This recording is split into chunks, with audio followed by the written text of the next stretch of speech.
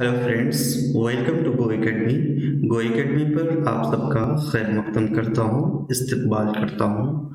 आज की इस क्लास के अंदर हम उर्दू पेडागोजी की बहुत इंपॉर्टेंट क्वेश्चंस डिस्कस करेंगे, जो कि आपके पिछले बार ऑनलाइन एग्जाम में पूछे गए थे।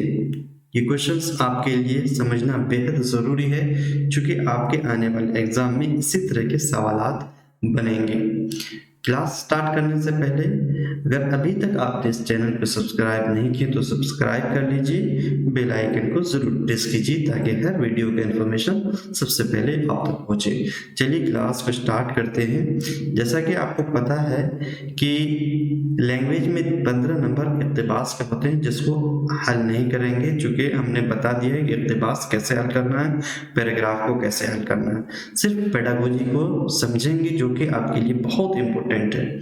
तो पहला क्वेश्चन है, बच्चों की ऐसी सरगर्मी से तरगीब होती है जिनकी सरगर्मी बोलते हैं एक्टिविटी को, क्रियाकलाप को। तरगीब होती है यानी कि बच्चे मोटिवेट होते हैं, यानी कि किन सरगर्मियों से बच्चे मोटिवेट होते हैं, किन सरगर्मियों से बच्चों को तरगीब मिलती है। ठीक है, तो ऑप्शन देखिए, मनसूबा साजी बड़ों ने की हो, यानी कि ऐसी सरगर्मियां जिनकी मनसूबा साजी बड़ों ने की हो, या फिर ऐसी सरगर्मी जिनकी मनसूबा साजी बच्चों ने की हो, या फिर जो उनके लिए बामाना हो, यानी कि ऐसे सरगर्मियों से बच्चों को तरगीब मिलती है जो उनके लिए मददगार हो, उनकी एक्टिविटी के लिए, उनकी ज़िंदगी के लिए, उनकी तालीम के लिए मुआविन हो, बामाना हो, मीनिंगफुल हो। ये बहुत ही खूबसूरत और अच्छी बात होती है कि बच्चों को ऐसे सरगर्मी दी जानी चाहिए जो उनके लिए सूटेबल हो, जो उनके लिए बामाना हो, है ना। इसी से बच्चों को तरगीब मिलती है। उससे कोई मतलब नहीं है कि मनसूबा साजी बड़ों ने की है या दूसरे टीचरों ने की है कि बच्चों ने की, बल्कि क्रियाकलाप एक्टिविटी ऐसी होनी चाहिए जो उनके लिए बामाना हो, यानी कि मीनिंगफुल हो। बहुत इंपॉर्टेंट क्वेश्चंस, बस आप इसको समझिए। ठीक है, चौथा ऑप्शन है, जो उस्ताद के लिए बामाना हो। उस्ताद के लिए यहाँ बात नहीं की जा रही है, बच्चों के लिए बात की जा रही है। ठीक है, तो बड़ों ने की हो, बच्चों ने की हो, ऐसी इससे कोई लेना देना नहीं एक्टिविटी का, बल्कि एक्टिविटी ऐसी हो जो बच्चों के लिए बामाना हो, मीनिंगफुल हो। ठीक है, अर्थपूर्ण हो। ठीक है, तो ऑप्शन नंबर 3 आपका करेक्ट आंसर हो जाएगा। देखिए, इसी तरह के सवाल बनेंगे जो मैं आपसे डिस्कस कर रहा हूं। नेक्स्ट क्वेश्चन है, प्राइमरी सतह पर खेल या सरगर्मी की हिदायत दी जानी चाहिए, यानी कि प्राथमिक स्तर पर खेल हो या कोई सरगर्मी एक्टिविटी हो, उसके इंस्ट्रक्शंस, उसके हिदायत किस तरह देनी चाहिए, किस जबान में दी जानी चाहिए। बहुत इंपॉर्टेंट सवाल, समझिएगा।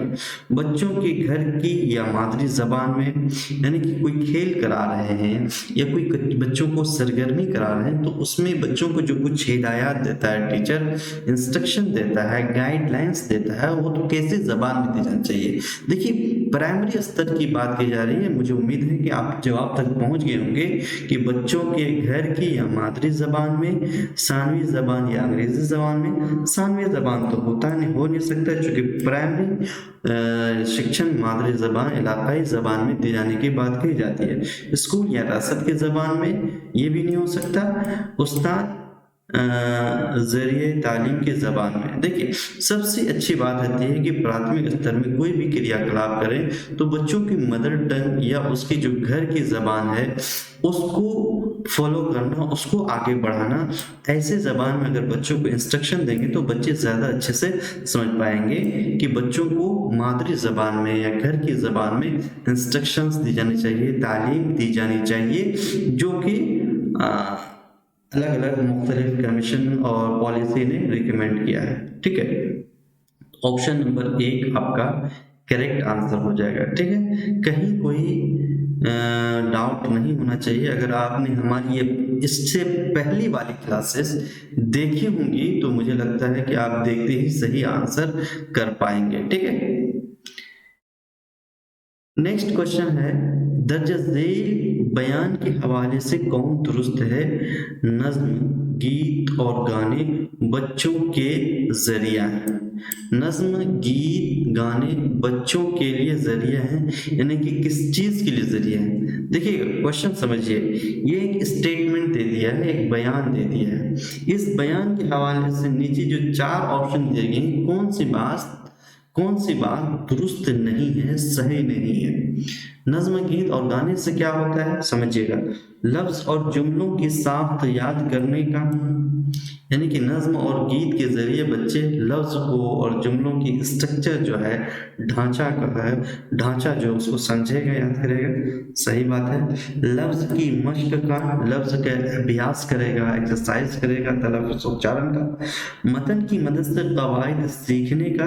देखिए नज्म, गीत और गाने ये तीनों जो सिर्फ है, जो तीनों चीजें हैं, ये मतन से ताल्लुक नहीं रखता है, यानी कि नस्र से ताल्लुक नहीं रखता है, ये शायरी से ताल्लुक रखता है। नज्म, यह मतन की बात की जाए, जब बारीकी से आपसे देखेंगे तो यह मतन के ऊपर में कोई बात नहीं है, तो इस तरह ये बात गलत है, ठीक है।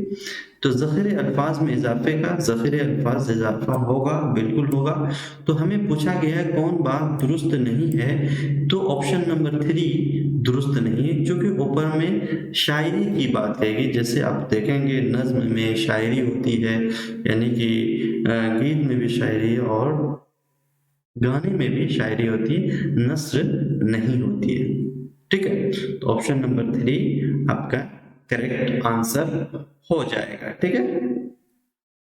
नेक्स्ट क्वेश्चन है, दर्ज झेल बयान के उस्ताद बच्चों का अंदाजा कद्र करता है। अंदाजा कद्र किसको बोलते हैं? आकलन को बोलते हैं। कैसे आकलन करता है बच्चों का? किस तरह का आकलन करता है, किस चीज का? क्लास में जबान की सबसे बेहतरीन इस्तेमाल करने वाले को जानने के लिए इसलिए आकलन किया जाता है, या फिर बच्चों की आमोजिशी खला, यानी कि जो गैप है, सीखने का जो गैप है, उसको जानने के लिए, बच्चों की आमोजिश में बेहतरी लाने के लिए, इम्प्रूवमेंट लाने के लिए, जो बच्चा सीख रहा है, सीखने का अमल जो है उसको बेहतर बनाने के लिए, मंसूबा साजी के लिए, मजीद मंसूबा साजी के लिए, जो मंसूबा बनाया है, जो प्लान किया है, उसमें और बेहतरी लाने के लिए। देखिए बच्चों का अंदाजा कद्र क्या क्यों किया जाता है? जो आकलन है, असेसमेंट क्या है, इसका अल्टीमेट पर्पस, मकसद यही होता है कि बच्चों की जो आमोजिश है वो बेहतर, जो हमने प्लान किया है उसमें क्या बेहतरी की जाती है, कौन सी बात दुरुस्त की जाती है, यही अल्टीमेट मकसद होता है। तो ऑप्शन नंबर 3 आपका करेक्ट आंसर हो जाएगा। अगर अभी तक आपके ये कॉन्सेप्ट क्लियर नहीं था तो अपना कॉन्सेप्ट क्लियर कर लीजिए कि किसी भी आकलन का जो असल मकसद होता है, अल्टीमेट पर्पस और उद्देश्य होता है, वो ये होता है कि बच्चों की जो आमोजिश हो रही है उसमें बेहतरी लाई जाए, ठीक है। हमने जो मंसूबा बनाया है, जो प्लान किया है, उसमें और बेहतरी लाई जाए, है ना, उसको और बेहतर किया जाए, यही आकलन का मकसद होता है कि कहाँ पर क्या कमी रह गई। बच्चों को उसके हम जमातों के तकाबुल के लिए ये बिल्कुल उसका मकसद नहीं होता। जो सबसे अहम मकसद है वो ऑप्शन नंबर 3। देखिए कहीं ना कहीं आपको ऑप्शन नंबर 2 में डाउट हो सकता है, बच्चों की आमोजिशी खला आ गए। देखिए आमोजिशी खला में जानने के लिए उसके लिए एक स्पेशल असेसमेंट है, जिसको डायग्नोस्टिक असेसमेंट कहते हैं, है ना, डायग्नोस्टिक, बच्चों के वीकनेस को जानने के लिए, ठीक है। तो वहां पर सिर्फ आकलन की बात है, जो आकलन के अलग अलग टाइप्स हैं, अंदाजा कदर के आपने पढ़ा होगा, तशख़ीसी, तशकीली वगैरह, उस तरह की बात नहीं की, सिर्फ आकलन की बात की जा रही है, ठीक है। तो इसलिए ऑप्शन नंबर 3 आपका करेक्ट आंसर हो जाएगा, है ना। कहीं पर कोई डाउट नहीं होना चाहिए। यहाँ पे किसी, जैसा कि आपको पता ही होगा कि अंदाजा कद्र की बहुत सारे किस्में हैं, है ना, जैसे फॉर्मेटिव असेसमेंट होता है, सबमेटिव होता है, डायग्नोस्टिक होता है। उस तरह के असेसमेंट का यहाँ जिक्र नहीं है, बल्कि सिर्फ असेसमेंट का जिक्र है। तो असेसमेंट का मकसद होता है आमोजिश में बेहतरी लाने का, ठीक है। नेक्स्ट क्वेश्चन समझिएगा, जू लिसानी बच्चे, जो लिसानी बच्चे यानी कि ऐसे बच्चे जिनकी जो एक से ज्यादा जबान को जानते हो, एक जबान बोलते वक्त अक्सर दूसरी जबान के लफ्ज का इस्तेमाल करते हैं। यानी कि कोई लफ्ज जबान बोल रहा है तो उस जबान को बोलते समय मान लीजिए कोई बच्चा उर्दू और हिंदी दोनों जानता है, तो उर्दू बोलते वक्त कभी कभी वो हिंदी के अल्फाज भी इस्तेमाल कर देता है, या फिर कोई ऐसा बच्चा जो उर्दू हिंदी इंग्लिश तीनों जानता है तो वो उर्दू बोलते समय वो इंग्लिश के भी लफ्ज को इस्तेमाल कर लेता है। तो इसे क्या कहते हैं, एक जबान बोलते वक्त तो दूसरी जबान को भी इस्तेमाल कर लेने को क्या कहते हैं? देखिए सिंपल सी बात है, इसको कोड स्विचिंग कहते हैं। क्या कहते हैं? Code switching. जब बच्चा कोई जबान बोल रहा है उस जबान में दूसरी जबान के भी अल्फाज इस्तेमाल करता है तो उसे कोड स्विचिंग कहते हैं। बिल्कुल नॉलेजेबल क्वेश्चन है, ऑप्शन नंबर 1 आपका सही आंसर हो जाएगा। नेक्स्ट क्वेश्चन समझिए, बच्चे मुख्तलिफ निशानात बनाकर अपने लिखने का सफर शुरू करते हैं, अलग अलग साइन बनाकर लिखने शुरू करते हैं। तो ये निशानात किसे कहे जाते हैं यानी किसे कहते हैं? सिंपल सी बात है, एस्क्राइबिंग कहते हैं। क्या कहते हैं? एस्क्राइबिंग। जब बच्चे अलग अलग निशानात बनाकर अपना लिखने का काम शुरू करते हैं तो उसे एस्क्राइबिंग कहते हैं। ऑप्शन नंबर 2 आपका करेक्ट आंसर हो जाएगा। बिल्कुल नॉलेजेबल क्वेश्चन है, अगर आपको याद नहीं है तो याद कर लीजिए, ठीक है। नेक्स्ट जो क्वेश्चन है वो ये कि दर्ज झेल में से कौन सी महारत बाद में बच्चों की खुशखत को बेहतर बनाने में मुआविन होगी? नीचे कुछ महारतों के नाम दिए हुए हैं, तो पूछा ये जा रहा है कि कौन सी स्किल, कौन सा कौशल बच्चों को खुशखत अच्छे लिखने की बेहतर में, अच्छे लिखने की स्किल में इंप्रूवमेंट लाएगा, बेहतर होगा। कौन सी मदद करेगा? अलमारी में कपड़ा बिछाना ये महारत करेगा खुशखत होने में, या फिर किसी चीज को उबालना, या फिर लकड़ियां चुनना, या फिर मोतियों की माला बनाना। देखिए ऑप्शन नंबर 4 में जब आप गौर करेंगे कि मोतियों की माला बनाना, जब बच्चे मोती का माला बनेगा अलग अलग से है ना, छोटा छोटा करके अलग किसी तरह का माला बनाएगा, तो उसमें कहीं ना कहीं उसके लिखने की जो खुशखत की स्किल कहीं ना कहीं वो इम्प्रूवमेंट होगी। तो ऑप्शन नंबर 4 आपका सही आंसर हो जाएगा। नेक्स्ट क्वेश्चन समझिए, जबान की किताब में तस्वीरी वजाहत के हवाले से सबसे अहम क्या है? यानी कि जो भाषा की जो पाठ्य पुस्तक होती है, टेक्स्ट बुक जो लैंग्वेज की होती है, उसमें कुछ पिक्चर्स यूज किए जाते हैं, तो उसका मकसद क्या होता है समझिएगा। तस्वीरी वजाहत जबान को गैर मानूस और यादगार सियाक में पेश करने में मुआविन होती है। जो भी पिक्चर्स यूज की जाती हैं वो दरअसल जो कहीं कहीं पर को कॉम्प्लिकेटेड सीन्स या कॉम्प्लिकेटेड पैराग्राफ आ जाता है तो उसको समझाने में मदद करता है। गैर मानूस जो बच्चे जिनसे उनसियत नहीं रखते हैं और सियाक में किसी चीज को याद करने में मदद करता है। बिल्कुल सही बात है, पिक्चर से बच्चा उसके जहन में बैठ जाती है कि बात ऐसी बात वहां पर कही गई थी, है ना, उसके जहन में एक नक्शा बन जाता है। तो यही मकसद होता है कि सियाक में बच्चे को याद कर पाता है संदर्भ में, और जो कोई कॉम्प्लिकेटेड बात या कोई गैर मानूस बात होती है तो उसको पिक्चर्स के जरिए एक्सप्लेन कर दिया जाता है ना। ऑप्शन नंबर 1 आपका करेक्ट आंसर हो जाएगा, ठीक है। यही तस्वीर को लिखने का और टेक्स्ट बुक में अटैच करने का मकसद होता है।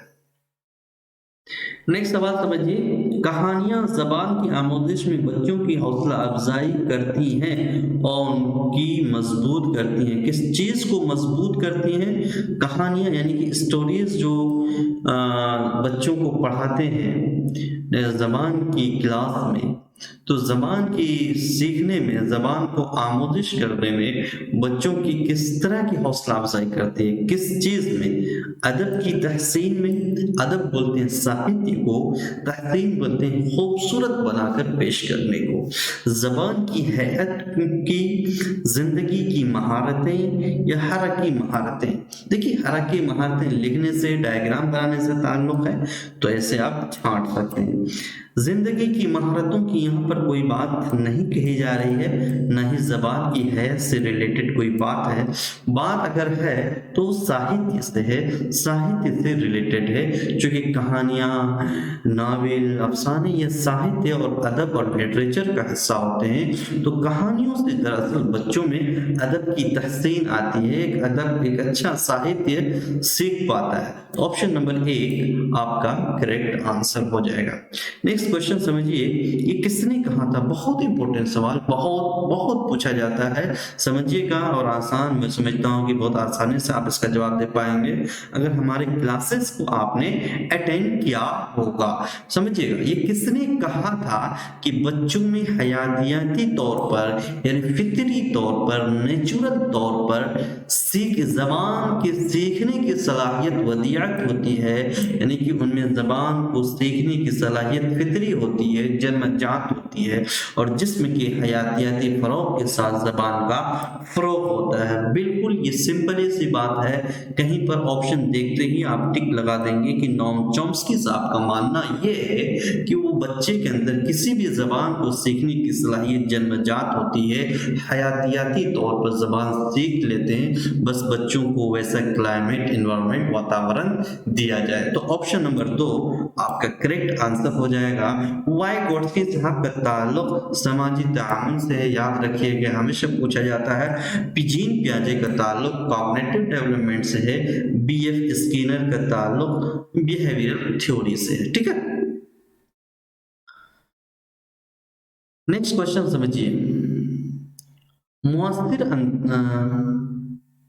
मुअस्सिर अंदाज में कवायद की तदरीस, व्याकरण की शिक्षण, जो ग्रामर की जो टीचिंग है उसके हवाले से दुरुस्त नहीं है, राइट और सही नहीं है। कौन सी बात सही नहीं है? सवाल को समझिएगा।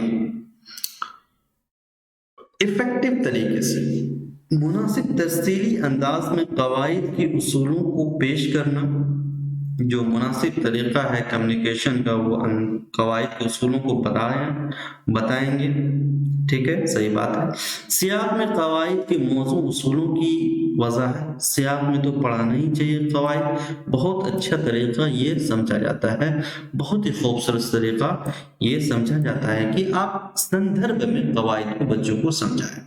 असल जिंदगी जैसी तस्दीर में कवायद उसूलों की मशक कराएंगे, जो असल जिंदगी है उससे कोरिलेट करके व्याकरण को अगर समझाएंगे तो बच्चा और अच्छे तरीके से समझ पाएगी। ये बात बिल्कुल सही, ये तरीका इस्तेमाल किया जा सकता है टीचर के जरिए, मश्क के जरिए, एक्सरसाइज के जरिए, अभ्यास के जरिए उसूलों को याद करने के कवायद की आमोदिश।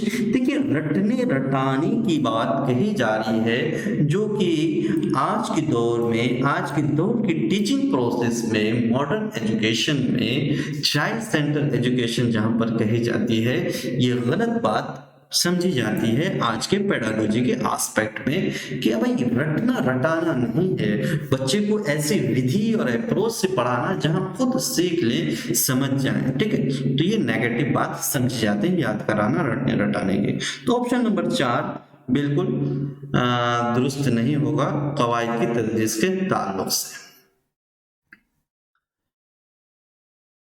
नेक्स्ट क्वेश्चन समझिए, खानदगी के हुसूल के लिए यानी कि लिटरेसी के लिए, साक्षरता के हुसूल को पाने के लिए दर्ज झेल में से किस में महारत होनी चाहिए? सौतियाती आगही यानी कि साउंड से रिलेटेड है, आम फरहंग और पैटर्न की पहचान,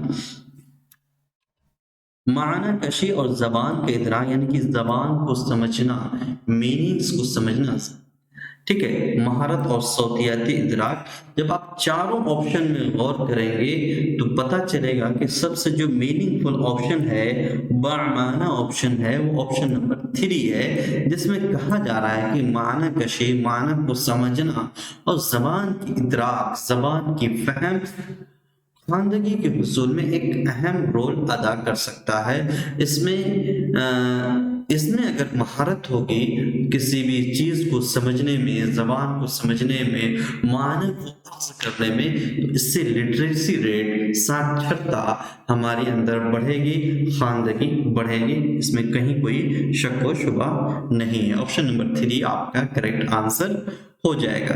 नेक्स्ट सवाल समझिए, जबान की आमोजिशी अमल को बेहतर करने के लिए टेक्नोलॉजी का इस्तेमाल तालीम में कहलाता है। जो हम टेक्नोलॉजी यूज करते हैं तालीम में ताकि बच्चे की जो आमोजिशी अमल है वो इफेक्टिव और बेहतर हो, उसे क्या कहा जाता है? आईटीसी, इत्तलाआती टेक्नोलॉजी, या फिर तस्दीरी टेक्नोलॉजी। देखिए, जो जबान हम टेक्नोलॉजी यूज करते हैं जिससे हमारी जो लर्निंग प्रोसेस है, टीचिंग प्रोसेस है, वो इफेक्टिव और बेनिफिशियल हो जाती है, वो आईटीसी कहलाता है। क्या कहलाता है? आईटीसी, है ना। ऑप्शन नंबर 2 आपका करेक्ट आंसर हो जाएगा। नेक्स्ट क्वेश्चन समझिए, बहुत आसान सवाल, बहुत इंपॉर्टेंट सवाल भी है। बच्चों की आमोजिश के अंदाज़े कद्र में मुस्तअमल यानी कि इस्तेमाल होने वाला स्कोरिंग गाइड कहलाता है। देखते ही आप आंसर कर पाएंगे कि रूब्रिक्स जो बच्चे की आकलन में, इस असेसमेंट में, अंदाजे कद्र में इस्तेमाल होता है, वो एक स्कोरिंग गाइड होता है। क्या होता है? स्कोरिंग गाइड होता है। ऑप्शन नंबर 1 आपका सही आंसर हो जाएगा। ठीक है, चेकलिस्ट जिसमें हम चीजों को चेक करते हैं लिस्ट बनाकर, है ना। इन्वेंटरीज अलग चीज है, रेटिंग स्केल जिसमें हम रेट करते हैं। ठीक है, तो ऑप्शन नंबर 1 आपका करेक्ट आंसर हो जाएगा, रूब्रिक्स। ठीक है, अगर आपको रूब्रिक्स पता नहीं था तो आज अपना कॉन्सेप्ट क्लियर कर लीजिए। जो हम आकलन में के अमल में रूब्रिक्स यूज करते हैं वो एक स्कोरिंग गाइड होता है। क्या होता है? Scoring guide. नेक्स्ट सवाल समझिए, बहुत इंपॉर्टेंट सवाल। ग्रामर ट्रांसलेशन तरीके पर सबसे ज्यादा इसरार यानी कि जोर होता है, किस पर होता है? समझिएगा, सेहत, जो दुरुस्तगी पर, सेहत बोलते हैं दुरुस्तगी को, राइट को, ग्रामेटिकली जो सही हो, रवानी को, फ्लुएंसी को, मौजूनियत यानी कि एप्रोप्रिएटनेस या फिर तलफ़ुज़, उच्चारण, प्रोनाउंसिएशन। देखिए, ग्रामर ट्रांसलेशन में जो हमारा सबसे ज्यादा फोकस होता है वो उसकी सेहत पर होता है, दुरुस्तगी पर होता है। ग्रामर ट्रांसलेशन में, अनुवाद के अमल में, तर्जुमे की अमल में जो हम सबसे ज्यादा जो तवज्जो देते हैं वो सेहत और दुरुस्तगी में, कि कितने अच्छे तरीके से ट्रांसलेट किया जा रहा है। ठीक है, ऑप्शन नंबर 1 आपका करेक्ट आंसर हो जाएगा। ठीक है, ये बहुत इंपॉर्टेंट क्वेश्चंस थे जो आज हमने आपसे डिस्कस किया। ठीक है, मैं उम्मीद करता हूं कि आज की क्लास आपके लिए बहुत बेनिफिशियल साबित होगी। अगर आपको ये क्लास अच्छी लगी तो प्लीज लाइक कर दीजिए क्लास वीडियो को, लेक्चर को, और दोस्तों के साथ शेयर भी कर दीजिए। Thank you so much.